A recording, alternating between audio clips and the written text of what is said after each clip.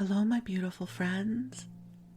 I am Laurel Bleadon-Maffei with Illuminating Souls, welcoming you to this episode of Sleepy Bedtime Blessings, a podcast designed to help you rest, relax, and fall asleep, all while deepening in your connection with your beautiful team of angels who love you so.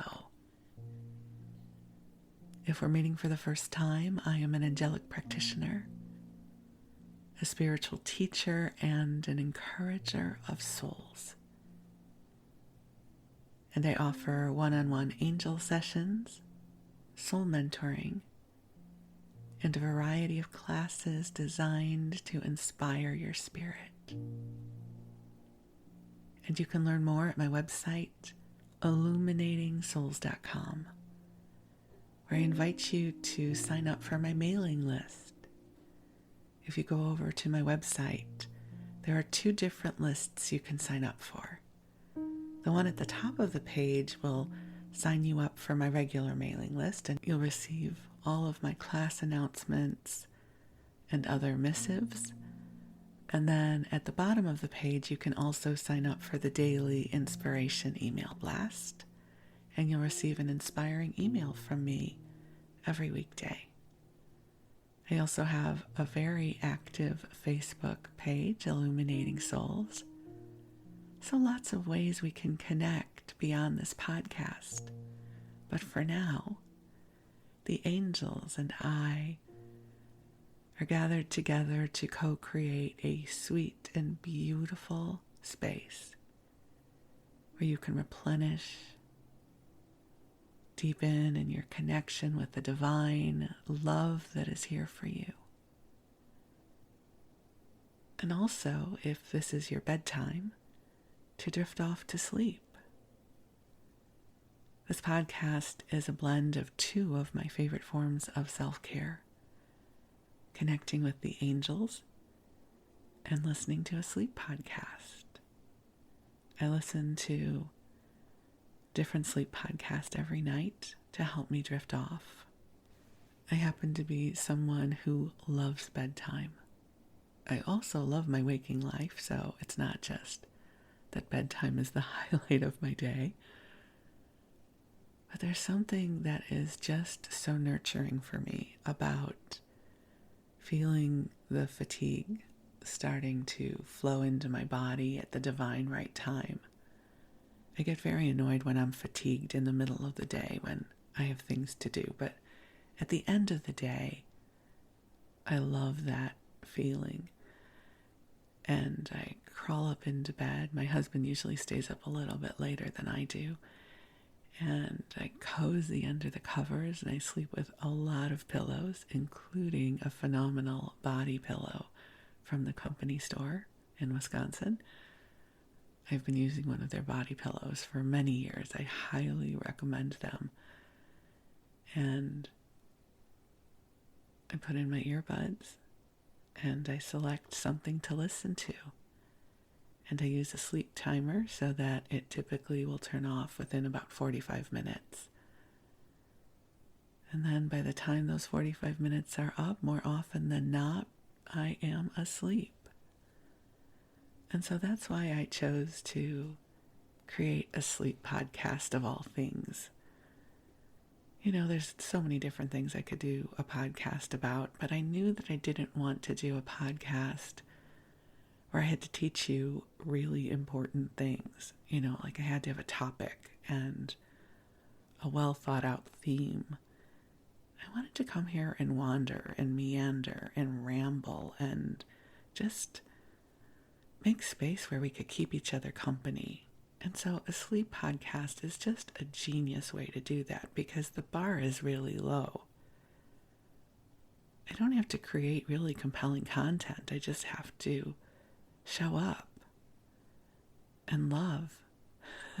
Those are easy for me. And just ramble into this microphone for an hour, tell you stories and read to you and bring in the angels, and it's a sweet tapestry of love from my heart to yours. And I do acknowledge that many of you have shared with me that you listen during your waking hours, and it is truly a blessing to keep you company as well. I mean, you have lots of content you can listen to during the day while you're awake, and that you choose into this podcast, I am honored. So if you're new to the broadcast, here's what you can expect. We're going to be together for about an hour, because that's my preference as a listener of sleep podcasts. I get nervous if an episode is less than an hour, because then what happens if I'm not asleep yet? So I usually can fall asleep within an hour. If you have more trouble than that, then you can create a playlist. And I have intentionally designed this podcast so that one episode can pretty seamlessly flow into the next. So I don't have loud music. There's this same rhythm and timbre to every episode from the beginning to the end. There's a little bit of very soft music as the intro, but it should not be disruptive to falling asleep. So if you set up a playlist of a few episodes, you should be able to have a pretty seamless experience of listening throughout the night.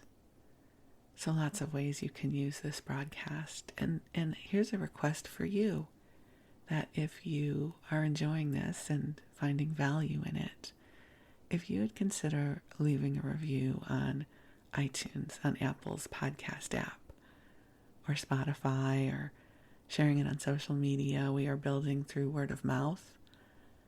And that is because I don't know. I'm not a big fan of marketing. I prefer divine marketing, where people say, I have no idea how I found you. I'm like, that's awesome. Versus having to see an ad that I've spent money on and that annoys you when you do not want to see my ad. I much prefer organic marketing. So you can be one of my earth angels if you choose. And we can create light and love together. So as I record this, it is early morning. That is my preferred time of day to record. I still kind of feel a little sleepy in a wonderful way. There is a quiet to this time of day that mirrors to me the time that is supportive of sleep. So I like to record in the early morning because it helps me stay in this energy field with you and for you. When I try to record in the middle of the day, it's harder to get into this zone for me, and then the world is a bit louder, so you can hear a little bit of traffic. We are about a mile away from the freeway, and depending on the weather or the atmosphere, sometimes the freeway noise is louder than other times. So if you hear it, just a little extra ambient noise for your listening pleasure. And so the angels and I are weaving together a tapestry of love for you. So I invite you to get comfortable in your body if you aren't already, or whatever level of comfort is available to you.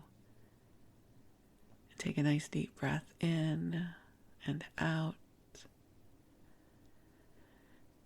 And I invite you to join me in gently calling ourselves forward into the heart of God. Experience the heart of God as presence, this beautiful, all-encompassing presence that is available to us all. It is never a presence we have to earn. It's like sitting outside and the sun is shining upon you at the perfect quality of sun for that moment. It's not too strong. It's not too elusive. It's just right. It's Goldilocks sun. It's just right. And that is my experience of divine love. It's powerful, it is present, and it's always just right. It's just what we need in the moment. It's perfect. It knows what we need, and it meets us here. And so the angels are already here, but I love sharing the ritual of calling them forward with you. So let's take another deep breath in, releasing.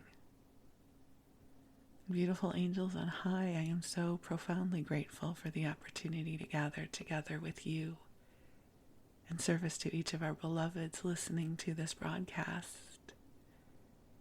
I ask that you infuse this vibrational transmission with love and healing, light and inspiration.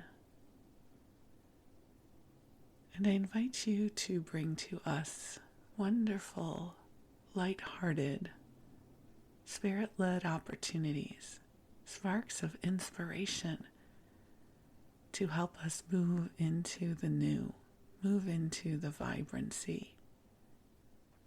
Help us to awaken to that which will bring us immense delight and goodness. And I ask that you gather up our worries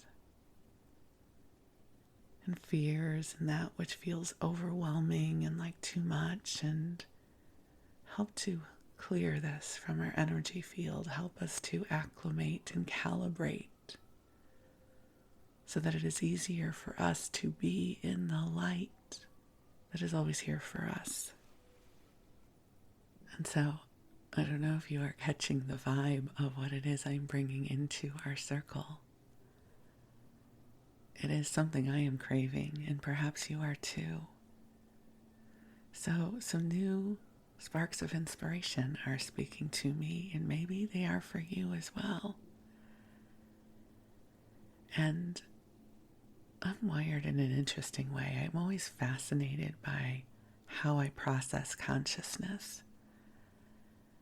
So these new ideas come to me, and I'm so excited about them, and then it requires something new of me, that I learn a new skill, that I try something different, that I expand in a way that might feel uncomfortable, and I start getting overwhelmed. And it's a really interesting experience of shadow and light. It's like the best and the brightest part of me and my worrying earth girl. They have a coffee date. And the part of me that is very enthusiastic is like, and then we'll do this and we'll go that and this other thing will happen. It's going to be amazing. And then my worrisome earth girl goes, oh yeah? What if this happens? And what about the other thing? And you know you're not very good at this part.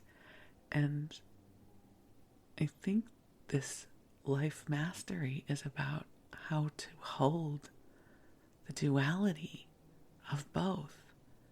You know, there's so much talk about non-duality, which is an incredibly powerful concept and way of approaching life. And I have found I need to make space for the duality that dwells within me. The part of me that is so excited and enthusiastic. And then the part of me that is profoundly practical. And it kind of reminds me of my dad. My dad was an awesome guy. Really, he was. And is still in spirit for sure. And he was profoundly practical. He was someone who was born into the Depression and went through a lot of life and fought in World War II. And so stoicism and being very pragmatic helped him in life profoundly. So I have the dreamer's heart and the pragmatic part of me. And it's hard. I will say that it is hard sometimes. I've really kind of gone through the whole cycle over the weekend. There's a new endeavor I am contemplating. So the dreamer in me is very excited. And the pragmatic part of me and the worrier in me is listing all the things that could go wrong. Like, is it worth it? What if this happens? What if the other thing happens? I don't even know about this particular area of business. And so I kind of called in my support team on Physical World Reality and spoke with some of my beloved relatives. I am so blessed to have very wise people in my family and leaned into them a little bit.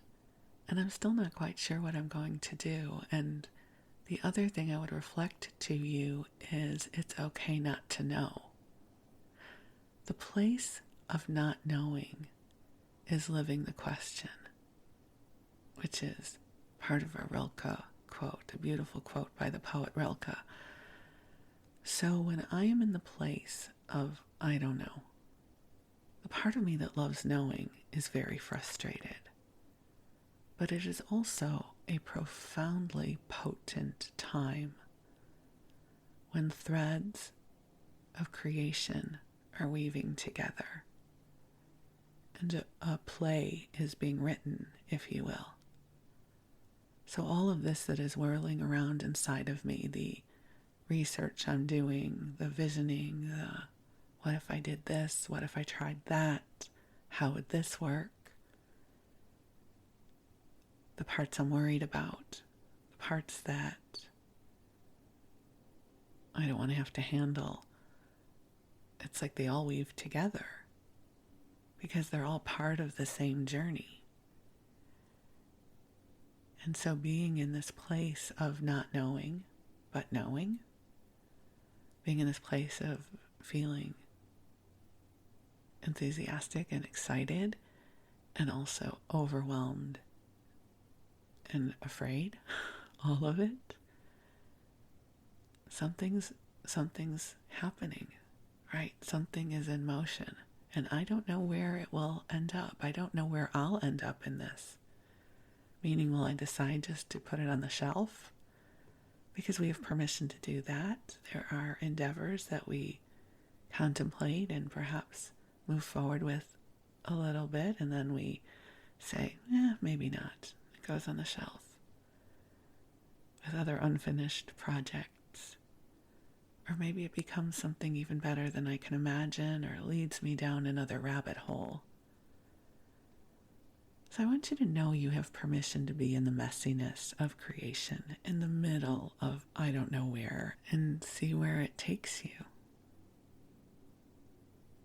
To honor the process of creation, because what I can share is I have been very happy over the past few days. This contemplation, this research, the audacity of a new dream coming into me has really brought me so much joy. And it's brought joy to the people I've been talking to about it with as well. And those molecules of joy, they are precious. They're precious. They expand my presence, my energy field. And I don't know what happens to them. I don't know what happens. That's life, right? We live in the mystery. And we get more information, and then we make choices. So I share all of this with you because I think sometimes from the outside looking in, it might look like I got this down. Right? I decided to do an oracle card deck. I have an oracle card deck available. I decided to do the podcast. The podcast exists. But it's a really messy process to get to those places. There's a lot of things to navigate from here to there. So I'm in the early stages of navigation on another potential outlet. And I'm in the worried stage. God bless my heart. I spend a lot of time in the worried stage. Do you guys remember the cartoon Gulliver's Travels? There was a Lilliputian in the cartoon who was the worrier. And no matter what somebody said, he would at some point in the episode go, "Oh no, we're doomed." That's what that voice sounds like in me. Oh no, we're doomed. Oh no, what happens if, this really awful thing could happen? And then what would you do? I'm like, oh my God, I don't know. And so it's a very interesting process. And I just hope my reflecting upon it helps you with your messy process, because I promise you, we are messy, messy beings when it comes to co-creation. It's a continual journey of negotiating with our beliefs, with our emotions, with our capabilities, with physical world reality. It is a messy process, but it is also one that expands our life force and brings us new experiences and new opportunities. And I don't know, I find it very fulfilling. So when something like this shows up for me, I dive in. So we're not even in story time yet, you guys. So we're still in the part of the podcast where we are inviting you to tuck yourself into bed and cozy on up and snuggle on in. And just allow yourself to drift off whenever you are ready, and the angels will watch over you. And while you do, now we'll move into story time, because I have a good story time for us. So for this story time, I'm laughing at myself because I was recently listening to the episode I recorded about ice cream. I love talking about food. I'm sure it's not a healthy thing for me. I love food. Food is a love language for me. And I thought, I would like more episodes like this. I loved listening to it, and it made me very happy, and perhaps it made you happy too.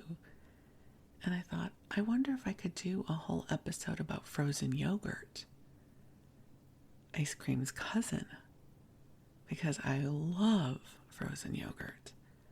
So that's what we're going to do now. I am going to spend the next 40 minutes waxing poetic about the deliciousness that is frozen yogurt. And I don't know why, that just delights me. So, first we have to talk about frozen yogurt. Like, what is it? I know you know what it is, but the genesis of it. How did it become a thing? And why were so many people like me seduced by frozen yogurt? Okay, and I am so excited about this. I actually have some notes and some Wikipedias to read to you. So, the main chain that introduced us to this concept of frozen yogurt was TCBY, which became known as the country's best yogurt. And they were launched in 1981. So allow me to read to you just a little bit from its Wikipedia page. So in 1981, Frank D. Hickenbotham, I don't know if I've said that right, opened the first TCBY in Little Rock, Arkansas. TCBY began franchising the following year, and by 1984 there were over 100 stores. Prior to 1984, the company's name was This Can't Be Yogurt, but a lawsuit from a competitor, I Can't Believe It's Yogurt, forced TCBY to create a new name from its initials, eventually using the country's best yogurt. So, and then it franchised, and in 2000 it was acquired by Mrs. Fields, and so So they were off to the races. Now, I don't have a personal relationship with TCBY. I'm sure I've eaten it, but I want to share with you my personal assessment of why frozen yogurt became such a thing back in the 80s. So it's the early 80s. So the 70s and early 80s, and decades before that as well, just like today, a big diet culture, healthy, quote, air quotes, healthy food. And we had been taught that yogurt was good for us. So yogurt, especially in the late 70s, became this thing. You know, now everybody eats yogurt. There's a huge variety of yogurt available to us in the marketplace. But back in the 70s, yogurt was not as mainstream as it is now. And we were taught it was good for us. I even remember the little homemade yogurt makers. My mom had one, and you put in the cultures and some milk, and it would ferment the yogurt for you. This would be in the 70s at some point, and I remember thinking it tastes terrible, but we knew it was good for us because we were marketed to, right? They were like granola was good for us. Have you seen the calorie count on granola? I grew up thinking granola was healthy. It was good for me. So, you know, granola, yogurt, all of those things were good for us. And again, so back in the 80s, we did not have the calorie count labels on food that we have now, the fat content. We didn't know, and we didn't care. We were good. You told us it was healthy. It was a low-cal, dietetic, low-fat food. And as long as we eat low-fat stuff, we're good to go. Even though to make things low-fat or fat-free, they would load them up on sugar. So this thing called frozen yogurt comes out. So in terms of the bill of goods we had been sold, frozen yogurt was better for you than ice cream because everyone knows that ice cream is fattening. Right? Like, you can't just go and eat all the ice cream you want, but yogurt is good for you. And so it also comes out of like those custard machines, right? Like those swirly cone machines, which everyone loves. Who does not love a soft serve swirled cone or bowl of something? It is so delightful. And then with frozen yogurt, you could get 2 flavors or a swirled flavor, and you could have toppings. It was a convergence of genius that deeply spoke to my heart and the hearts of millions of other people.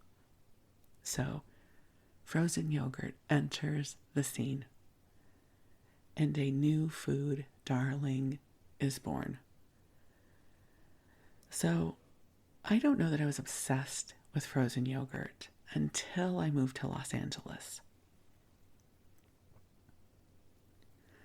So now we're going to leave the world of TCBY, and I'm going to introduce you to an amazing frozen yogurt store in Los Angeles called the Bigg Chill. Big is spelled with 2 G's, B-I-G-G, Chill. It's at the corner of Westwood and Olympic. So I'm going to read to you from their page. I don't think they will mind that I read to you from their homepage. Serving the best frozen yogurt in LA for 36 years, which means they were founded somewhere around 87 or 88. And I moved to Los Angeles in 85. So I know I was an early adopter of the Bigg Chill.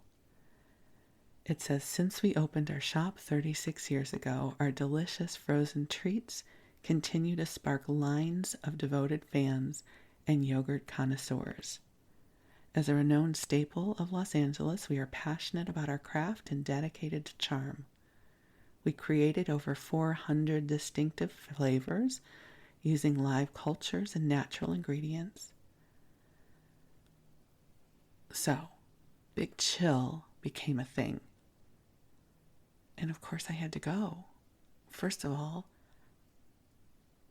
I wanted to be a hip LA person, for sure. That's why I moved there. And frozen yogurt. Of course, it was going to be my healthy treat. It's healthy. Frozen yogurt's healthy.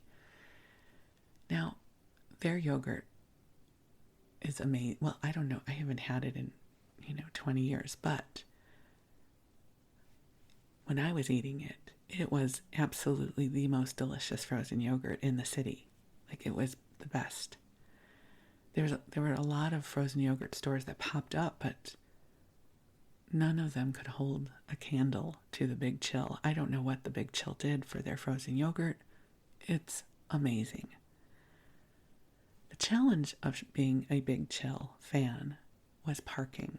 Now, if you have spent any time in Los Angeles, you will know the quality of the experience that you could have at a destination can be vastly influenced by the availability of parking. And the Bigg Chill is not blessed in the parking department. It is at the corner of Westwood and Olympic, a very, very busy intersection. There is no parking, street parking, on those streets at 4 p.m., I think, because of rush hour. And the Bigg Chill parking lot, I actually went onto Google Maps and looked, maybe has 12 to 15 parking spaces. And they're in a strip mall.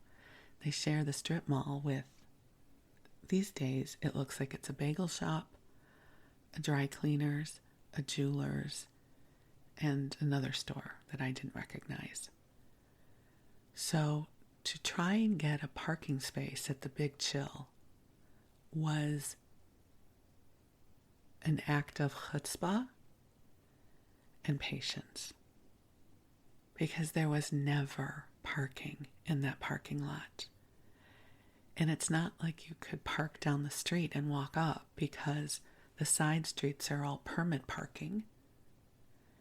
And on Olympic and Westwood, after 4 p.m., you couldn't park there because of rush hour. So the first thing was to get a parking space. And I would circle the block. Listen, I'm a Taurus. I am stubborn. And so I would have this tenacity because frozen yogurt was involved. And I would circle the block. I would be one of those very annoying people that would just sit and wait. I was young. I did not know about being a good citizen of the world. I would just wait. I was just going to wait for me because I must have my frozen yogurt.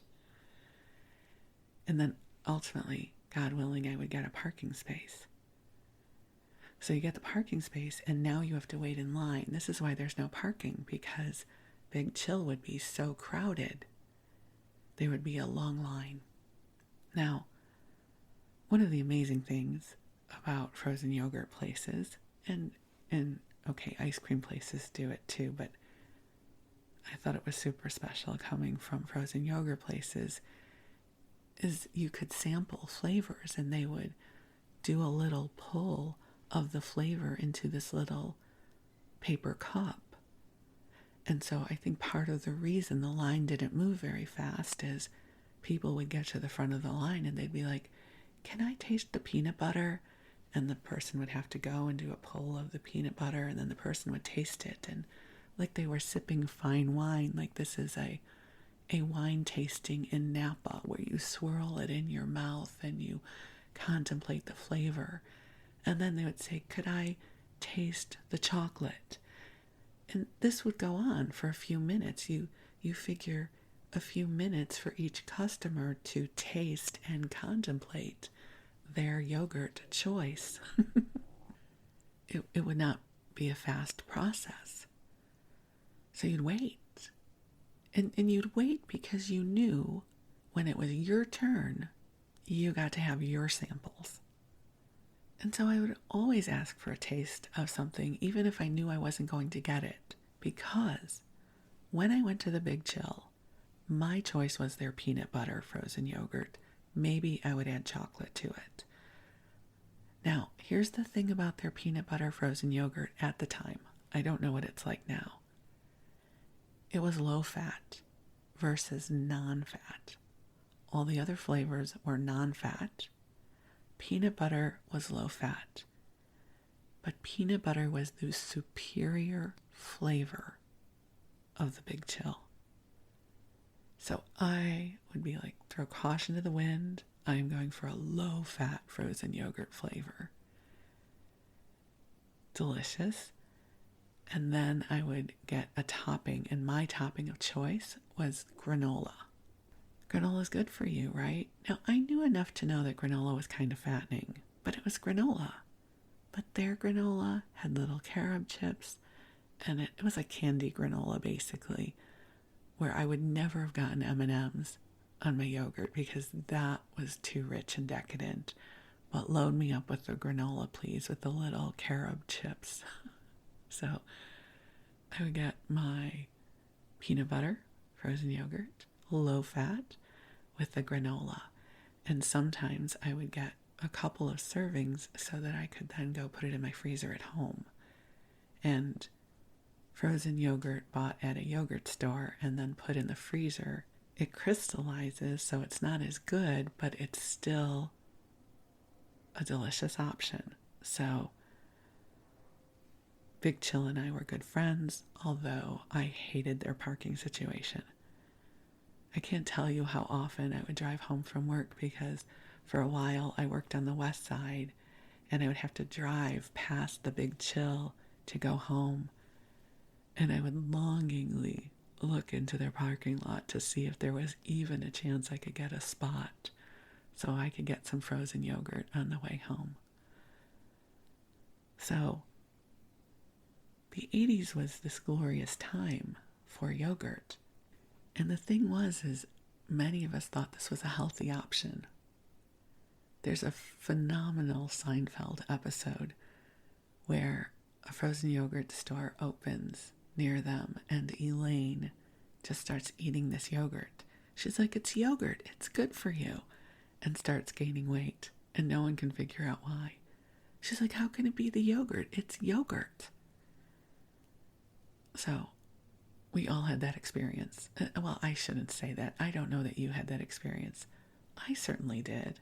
I mean, listen, I don't know that I gained weight because of yogurt, but yogurt to me was not this calorie-laden indulgence. It's healthy. Oh, I'm going to go have some frozen yogurt. Again, there weren't tons of calorie counts and all of that stuff all over the place. We didn't want to know. Listen, I think it's great that food packaging is what it is today, but there are times in my life I don't want to know. Don't tell me. I'm just going to eat what I want to eat. I don't want to know. So for many years, that was my relationship, was Bigg Chill. There was also a really good yogurt place in West Hollywood that also had parking problems, but it was closer to me when I lived in West Hollywood. And at some point, well, I don't know. I never really cut back on the frozen yogurt until I completely gave up sugar in 2019. So let me tell you about some of the other frozen yogurts that have left an impact in my life. So during the Bigg Chill era, you would go into a frozen yogurt store and there would be, 6 to 8 different flavors. And the flavors would change every day. I mean, it was like going to the show. It's like, I don't know what is there today. It's not the exact same stuff it was yesterday. What new flavors do they have? And then you would get to try the flavors. So this was a delight, and most of the flavors were sweet, right? Maybe there would be a berry flavor, but it would be chocolate and English toffee and pistachio and peanut butter and all these very sweet, delicious flavors. And then in 2005, Pinkberry comes on the scene. Pinkberry introduced the U.S. market to the tart frozen yogurt that was all the rage in South Korea and maybe Japan. So I'm going to read to you from their Wikipedia. It says Pinkberry is a franchise of frozen dessert restaurants headquartered in Scottsdale, Arizona. The first store was opened in January of 2005. So the owner of that Pinkberry is, hold on just a second. The first store in January 2005 by Shelley Huang and Young Lee, they wanted to open a formal English tea house on a tiny residential street called Huntley Drive in West Hollywood, California. Huntley Drive is actually a very short street and is darling and impossible parking. Like, again, with the impossible parking. However, after the city refused to approve an alcohol permit for Huang and her business partner, they decided to go with their second plan, which was a frozen yogurt concept, reviving the craze of the 80s. People were soon driving across town and standing in line for 20 to 30 minutes to get their fix of the taste that launched 1,000 parking tickets. So, parking notoriously hard on Huntley Drive. I think maybe I would have gone there a handful of times even though I lived nearby, but I never went to that Pinkberry. I didn't care how good their yogurt was. I was not going to try and find a parking space on Huntley Drive. It was too hard. So my first experience of Pinkberry would be in Santa Monica with my girlfriend Julia. And it was on Montana, which is a very hip and trendy street in Santa Monica. And she says, "Oh my God, you haven't had Pinkberry? You have to try it. You love dessert." And Pinkberry's thing was they just had one flavor. It was the tart Pinkberry frozen yogurt. And they had unusual toppings. They had cereal, so like Fruit Loops would go on the Pinkberry. And they also had mochi, which back in the early 2000s, mainstream America had not been introduced to mochi yet. Well, what delightful little pillows of deliciousness mochi is. So I remember she had me get, a cup of the Pinkberry, and she said, "Put Fruit Loops and mochi on it." Well, the Fruit Loops I didn't care about. Sugared cereal's never been my food. Like, if you asked me to give up something with sugar, I would have no problem never eating sugared cereal back in my dessert days. Why would I pick sugared cereal when I could have a cookie? But mochi balls, now that was a revelation to my mouth. That was delicious. So here's the thing about Pinkberry. It got in under my sugar radar. Like, well, it's healthy. It's real yogurt. It tastes like yogurt because it's tart. So it can't possibly be as unhealthy as my Bigg Chill yogurt was. What did I know? I didn't care. But I was hooked. Like, here's another treat of deliciousness. So this whole delightful tart yogurt phase of my life started. So somewhere around 2007, 2008, I move up to Vallejo. Wes and I buy a house, and the yogurt options were dismal. We did not have the yogurt opportunities that we had in Los Angeles, because Los Angeles was a mecca for delicious frozen yogurt. There was even one up the block from my house, my apartment in Los Angeles, 2 blocks up. Where I lived in Los Angeles, I could walk up 2 blocks, 2 long blocks, but 2 blocks, up to Olympic Boulevard. And I could go get the best sushi from Crazy Fish. again, parking was impossible, so I would walk. But nobody walks in Los Angeles. At least we didn't back then, so I'd be like, oh my God, I've got to walk up there to get my food. I know New Yorkers, you think that's crazy, but it was LA. So I got my crazy fish, and then I could walk across the street and get frozen yogurt. And they had the tart frozen yogurt, and they had the mochi balls. So I'd get this feast, this delicious feast. I would have my sushi, and I would have my frozen yogurt with mochi balls. And I would go home. Like, that was the best. The best. It was like a trifecta of awesomeness. I'm home with sushi and frozen yogurt with mochi balls. Delightful. So back to the move to Northern California, Vallejo, abysmal frozen yogurt options. And then I discovered there was a Tart frozen yogurt store up in Pleasant Hill, which will probably mean nothing to you, but basically it's a drive across the bridge. Not a big deal, except you have to pay a toll every time you go over the bridge. And back then I think it was $4. Now it's $7, soon to be $8. But it was $4 then. And so a toll is involved. That's crazy. But this place had great frozen yogurt and great flavors. They were all tart. So you could get the plain tart, or the blueberry tart, or the mango tart, again with mochi. And so I would bring a little cooler, and I would order like 10 cups for Wes and I, because I was not going to keep driving over that frickin' bridge and paying that toll. So I would get it all packed up, and he always knew when I was coming, and he of course I was a phenomenal customer, and it would sit in our freezer, and we would have frozen yogurt whenever we wanted it. It was delightful. And then the other thing I have to share about what I loved about frozen yogurt was especially when the self-serve frozen yogurt thing became available. So there's two different kinds of frozen yogurt stores.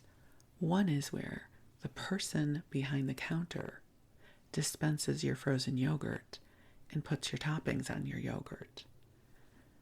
Okay, I get that is a business model, but I would always feel like they're being too stingy. Come on, give me another scoop of granola kind of thing. But then there were the self-serve frozen yogurt places where you just paid by the ounce. Now this is my kind of place, because I have full control over what is going in my cup. So Yogurtland, maybe somewhere around 2010, opens in Pinole, which is again over the bridge. One was the Carquinez Bridge, the other is the Benicia Bridge. But Yogurtland was self-serve. Heaven on earth. First of all, you could pull your own sample cups. Thank you very much. And then you could make your own blend of whatever you wanted and put in your own toppings. So I loved Yogurtland. I had one of those frequent buyer club card things. So I'd get free yogurt at some point. And I loved Yogurtland. They still exist. So frozen yogurt, I don't know, somehow we bought into this idea that it was a healthier version of ice cream, but it is really just its own dessert category. And if I get to put on whatever toppings I want, there is nothing diet worthy. It's not like I put a few strawberries on. I'm like, give me the crushed Butterfingers and the mochi, and I'm going to put some Heath bar. It was like worthy of a giant piece of cake, but it was delicious.